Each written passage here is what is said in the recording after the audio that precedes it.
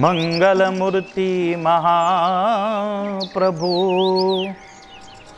श्री सहजानंद सुख रूप भक्ति धर्म सुत श्री हरि समरू सदाय अनूप।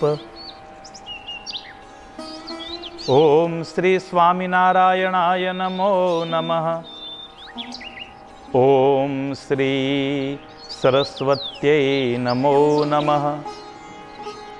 ओम श्री गुरुचरण कमलेभ्यो नमो नमः।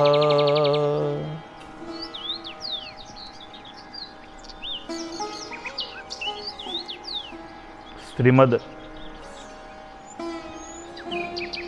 भक्तमाल ग्रंथ अंतर्गत स्तुति प्रकरण में भगवान रामचंद्र महाप्रभु पछी भगवान श्रीकृष्ण नारायण ने संत नाभादास जीए वंदना करी है।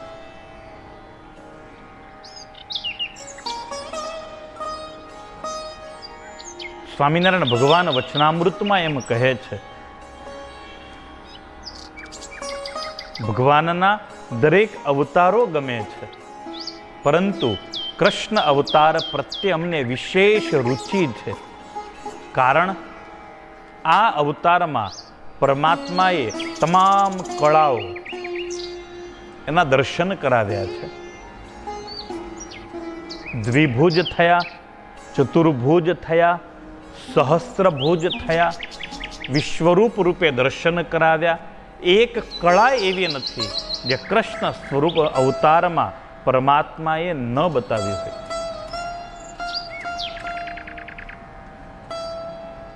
मन आनंद थी भराई जाए एवं दिव्य कृष्ण चरित्र छे। हिंदू धर्मनी अंदर, हिंदू साहित्यनी अंदर सौथी विशेष लखायु होय तो ये भगवान श्रीकृष्ण नारायण विषय है। अपना भारत देशनी अंदर सौथी वधारे फोटो जो कोईना बन्या होय तो ये भगवान कृष्ण अने रासेश्वरी मां राधिका जीना छे।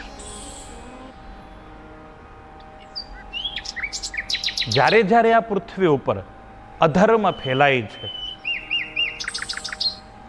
यदा यदा हि धर्मस्य ग्लानिर्भवति भारत अभ्युत्थानम धर्मस्य तदात्मानं सृजाम्यहम्।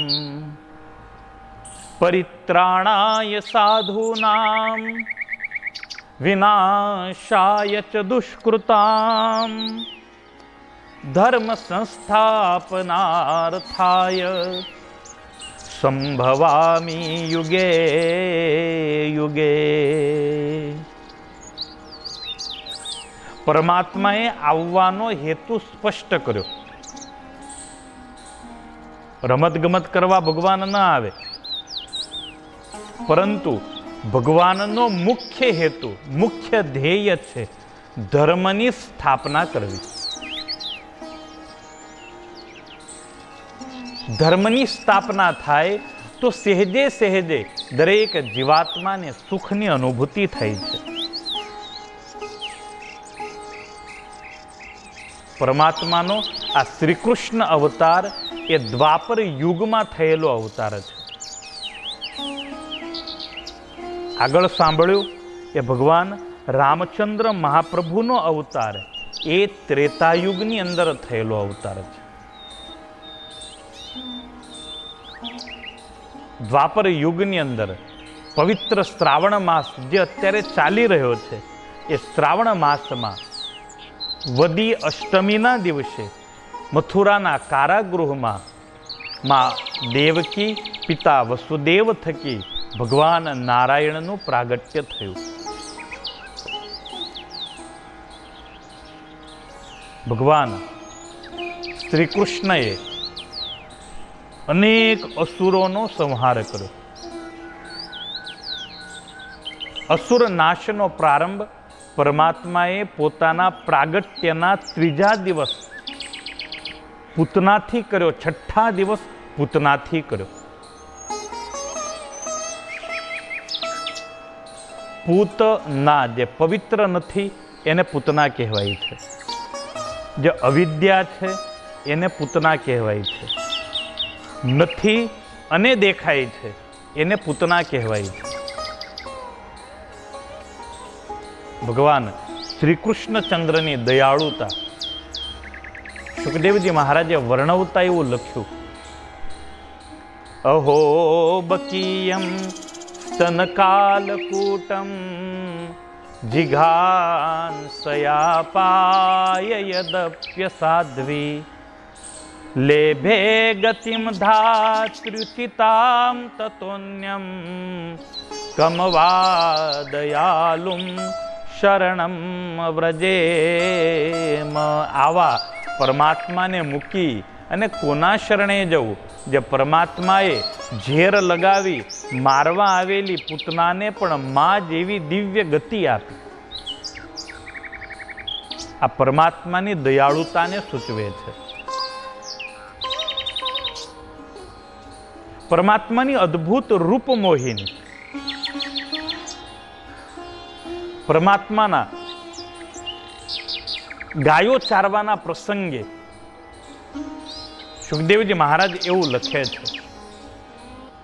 બરહા પીડમ નટવર વપુઃ કર્ણયો કર્ણિકારમ બિભ્રદવાસ કનક કપિશમ વૈજયંતીમ ચ માલામ રંધ્રાન્વેણો રધર સુધયા પૂરયન ગોપવૃંદૈ વૃંદારણ્યમ સ્વપદરમણમ પ્રાવિશદ્ગીતકીર્તિઃ વૃંદારણ્યમ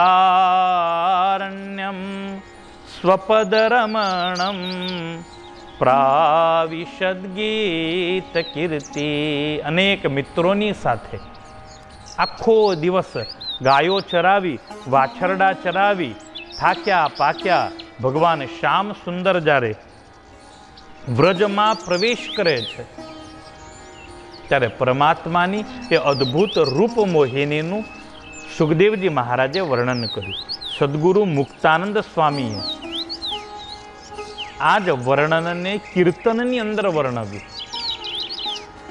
ગૌધન કે સંગયાવે સાંજ સમે ગૌધન કે સંગયાવે. શરીરનો રંગ શ્યામ છે. આખો દિવસ ગાયોની પાછળ ચાલી ચાલી અને ગાયોના ચાલવાથી જે ધૂળ ઉડી હોય એ ધૂળ ભગવાન શ્યામ સુંદરના આખા એ શરીરે લાગી હોય. ભગવાનનું શરીર એવું સરસ મજાનું મેઘ રંગનું બનેલું હોય. માટીથી ખરડાયેલું શરીર લઈ મિત્ર મંડળીની સાથે નાચતા કૂદતા વાછરડા ગાયોને લઈ અને ભગવાન જ્યારે ગોકુળમાં પ્રવેશ કરે ત્યારે ગોકુળની તમામ ગોપીઓ ઘરકામ પડતા મૂકી અને ભગવાન કૃષ્ણના દર્શનને માટે ત્યાં આવે છે. ગામની ભાગોળે આવી અને સૌ ગોપીઓ ભગવાન કૃષ્ણના દર્શન કરે છે. ભગવાન કૃષ્ણને જોઈ અને ગોપીઓનો દિવસભરનો થાક, થકાન, પરિશ્રમ એ દૂર થાય છે. પ્રેમ લઈ અને પરમાત્મા આ જગતમાં પધાર્યા. એવું પણ કહી શકાય કે ભગવાન કૃષ્ણ ન આવ્યા હોત તો કદાચ આ વિશ્વનો માનવ પ્રેમ કરવાનો ભૂલ્યો હોત. પ્રેમ લક્ષણા ભક્તિ સદંતર નાશ પામેલી એ ભક્તિને વળી જગાડવા માટે દરેક લોકોના હૃદયમાં પ્રેમ તત્વને ભરવા માટે ભગવાન શ્યામ સુંદર આ વિશ્વમાં પધાર્યા. અનેક ધર્મો, અનેક સંપ્રદાયો આપણા દેશમાં અત્યારે છે. એમાં લગભગ 70% સંપ્રદાયો જેના ઈષ્ટદેવ ભગવાન કૃષ્ણ હશે. આ સંપ્રદાયોના નામો અલગ અલગ હશે.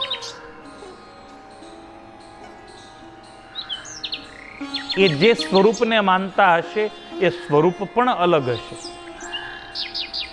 પરંતુ કેન્દ્ર સ્થાને ભગવાન શ્રી કૃષ્ણ નારાયણ છે. ભગવાન સ્વામિનારાયણ શિક્ષાપત્રીની અંદર લખે છે, ઉપાસ્ય ઈષ્ટદેવો નઃ સર્વાવિર્ભાવ કારણમ.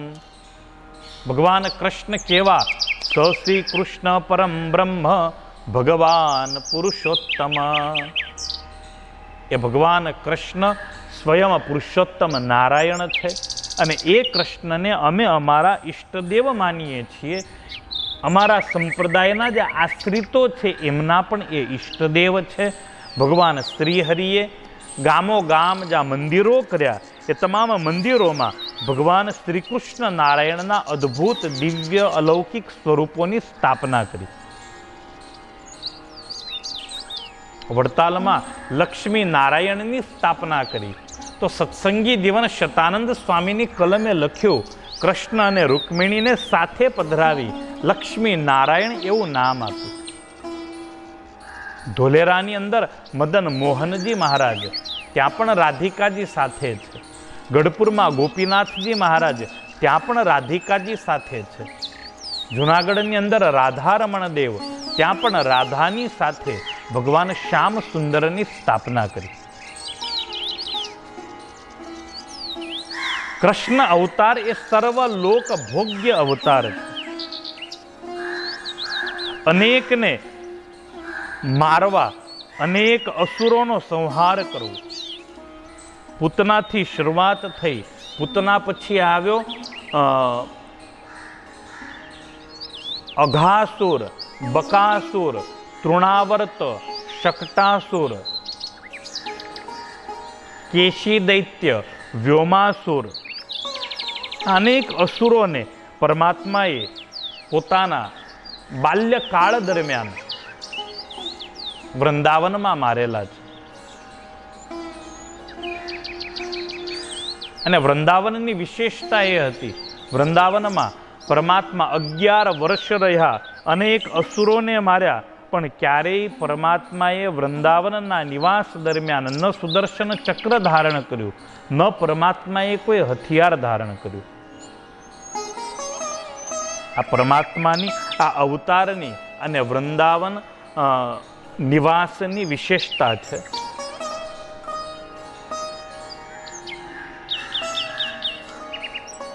વૃંદાવનનો ત્યાગ કરી મથુરા ગયા એટલે પરમાત્મા મથુરાધીશ બન્યા.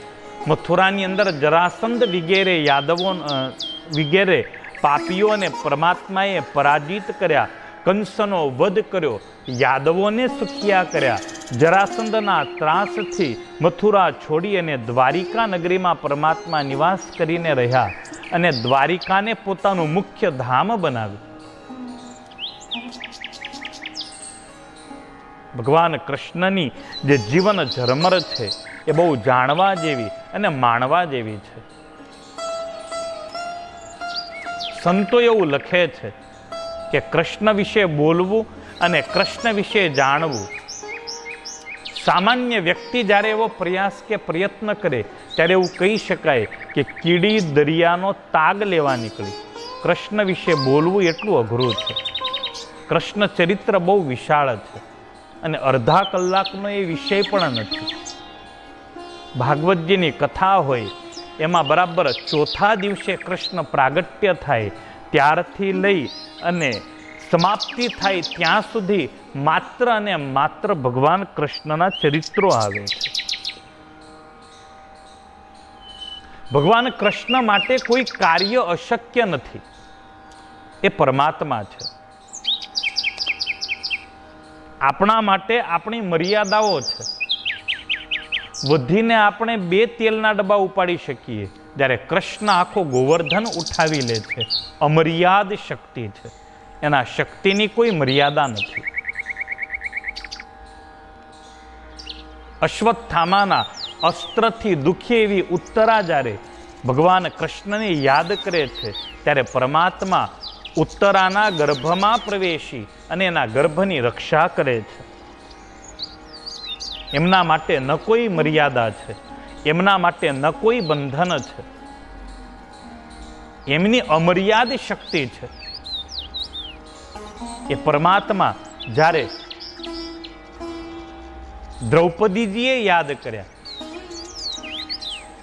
ત્યારે ભર સભાની અંદર દ્રૌપદીના 999 ચીર પૂરવા માટે એ પરમાત્મા ગયા અને 999 ચીર પરમાત્માએ દ્રૌપદીના પૂર્યા.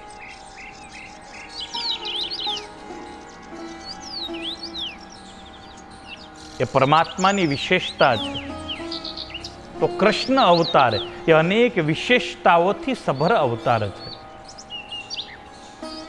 ભગવાન શ્યામ સુંદરના એ સુંદર વિગ્રહને સંત નાભાજીએ હૃદયમાં ધારણ કર્યો છે.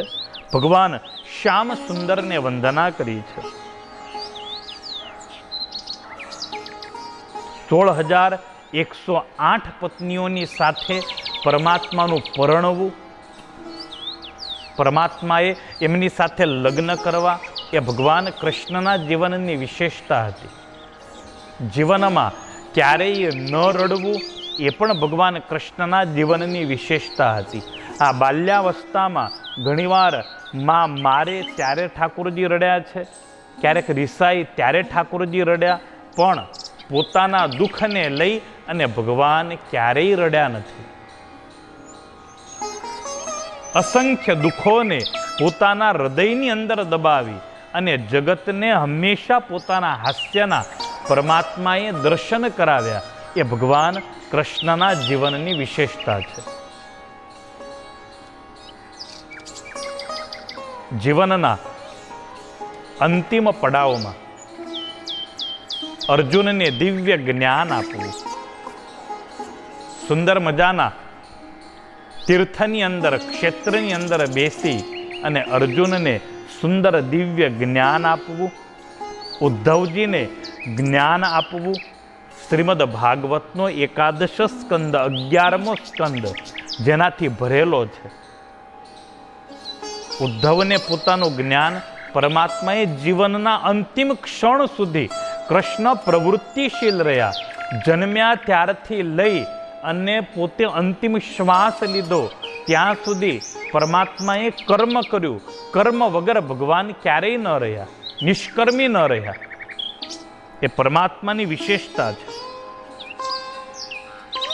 ભગવાન શ્યામ સુંદરના આ દિવ્ય ચરિત્રોને જે સાંભળે છે, જે જીવાત્મા મનની અંદર સ્મરે છે, સ્મરણ કરે છે, એને બીજી વખત માતાનું દૂધ પીવું ન પડે.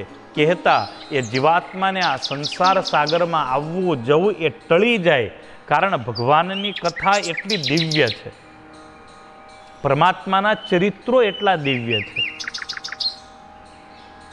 સમગ્ર વિશ્વને શાંતિનો બોધ આપતા પરમાત્માએ પ્રભાસ ક્ષેત્રમાં જરા પારધીના બાણથી પોતાની માનવ લીલાને સમાપ્ત કરેલી. 125 વર્ષ સુધી ભગવાન આ વિશ્વમાં, આ જગતમાં રહ્યા.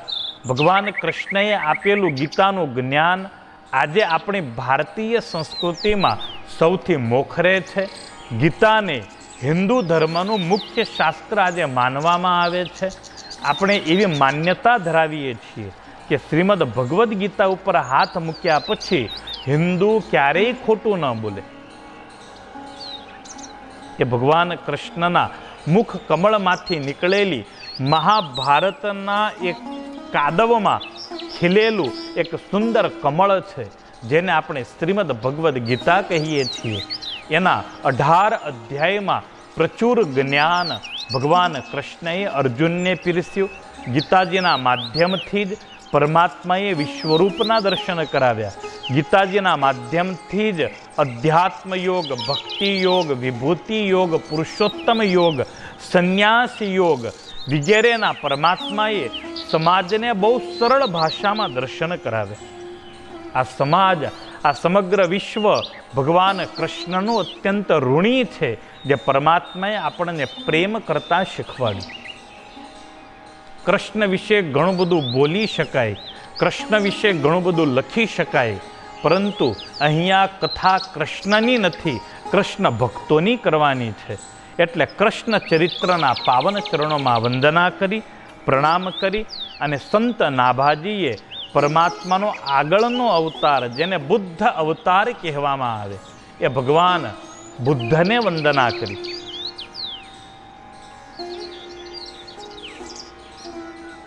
દેવદ્રોહી દૈત્યોને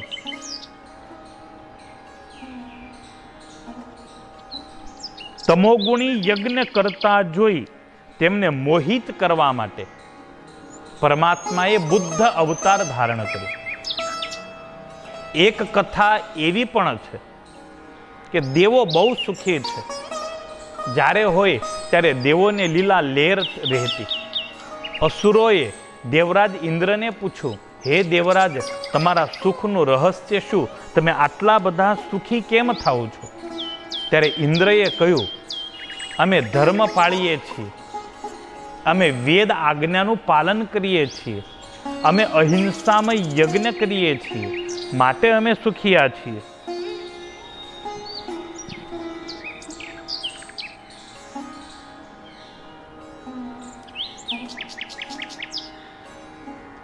દૈત્યોએ નક્કી કર્યું આપણે પણ આવું કરવું, અને દૈત્યો પણ દેવોનો જે એજન્ડા છે એને અનુસરવા લાગ્યા, વેદનું પાલન કરવા લાગ્યા, વેદ આજ્ઞાનું પાલન કરવા લાગ્યા,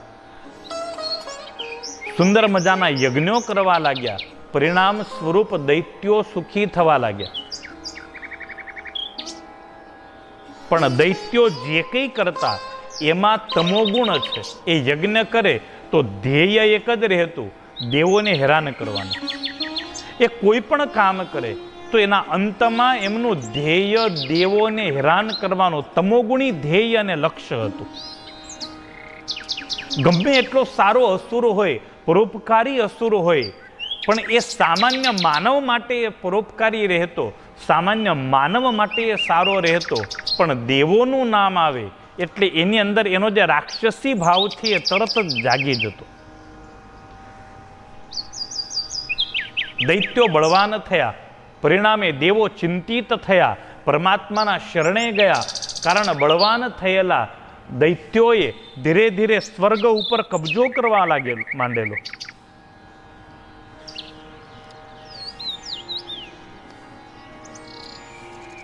ધીરે ધીરે ચારેય તરફ દૈત્યોનું શાસન વધ્યું. પરમાત્માને પ્રાર્થના કરી દેવરાજ ઇન્દ્રએ, ભગવાન નારાયણ કે આ કઠણ છે. હા, જો પાપી હોય તો પાપીને મારવો બહુ સહેલો, પણ આ તો સાત્વિક છે, આમને મારવા અઘરા છે. હું કંઈક બીજો ઉપાય વિચારું. અને પરમાત્માએ અજન નામના રાજાને ત્યાં પુત્ર તરીકે જન્મ લઈ અને જે અસુર રાજાઓ વેદોનું પાલન કરતા, યજ્ઞો કરતા, એ તમામને પોતાની વાણીમાં મોહિત કર્યા. ભગવાન ગૌતમ બુદ્ધએ પ્રારંભ કર્યો. હવે વેદોની વાત શું માનવી? વેદો તો ખોટા છે, એ તો લખનારા લખી ગયા. બધું જ લખેલું પાળવાનું ન હોય. સુંદર મજાનું માનવ શરીર મળ્યું તો ભોગવી અને આપણે સુખી થઈ જવાનું. એમ કરી અને ભગવાન બુદ્ધએ અસુરોને ધીરે ધીરે એક તો ભગવાન છે, રૂપવાન છે, વાણી મોહક છે. અસુરો ધીરે ધીરે ભગવાનની વાણીમાં મોહિત થયા, વેદને પડતા મૂકવા લાગ્યા. યજ્ઞો ધીરે ધીરે અસુરોએ બંધ કર્યા. ભગવાન બુદ્ધએ એ અસુરોને વેદોથી વિમુખ કર્યા. પરમાત્માએ એ અસુરોને યજ્ઞોથી વિમુખ કર્યા. અહિંસા પરમો ધર્મ, એના પાયા ઉપર ભગવાન બુદ્ધએ અહિંસા ધર્મનો ઉપદેશ ધીરે ધીરે શરૂ કર્યો, જે ઉપદેશ બૌદ્ધ ધર્મની અંદર આજે પ્રચલિત છે. અહિંસાને જે પરમ ધર્મ માને છે. એટલે આ જે અવતાર છે એ પરમાત્માનો માત્ર અસુરોને મોહિત કરવા માટે થયો. એ અવતારનું કાર્ય ત્યાં પૂર્ણ થયું. એ જ પરમાત્મા ઘોર કળિકાળની અંદર મહારાજ શુદ્ધોદનને ત્યાં માયાદેવીના કુખે પ્રગટ થયા, જેમનું નામ પાડવામાં આવેલું ગૌતમ બુદ્ધ.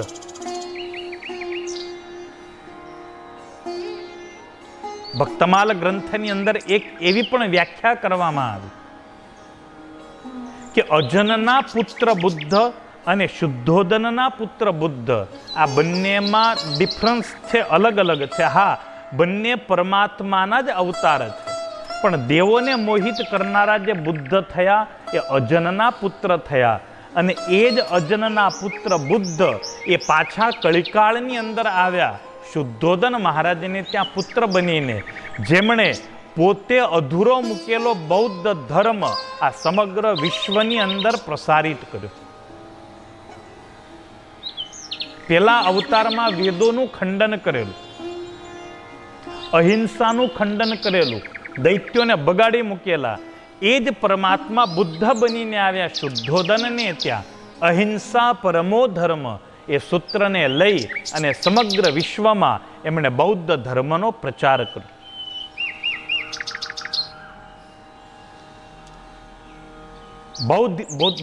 બૌદ્ધિ વૃક્ષ છે.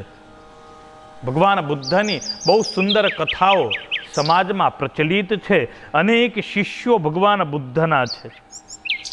દયા, કરુણામય ભાવ પ્રદર્શન કરવો, જીવ માત્રમાં ભગવદ ભાવ દર્શાવવો, તમામ પ્રાણીઓમાં મૈત્રી કહેતા એકત્વ ભાવ બતાવવો, આ તમામ ભગવાન બુદ્ધના કાર્યો છે.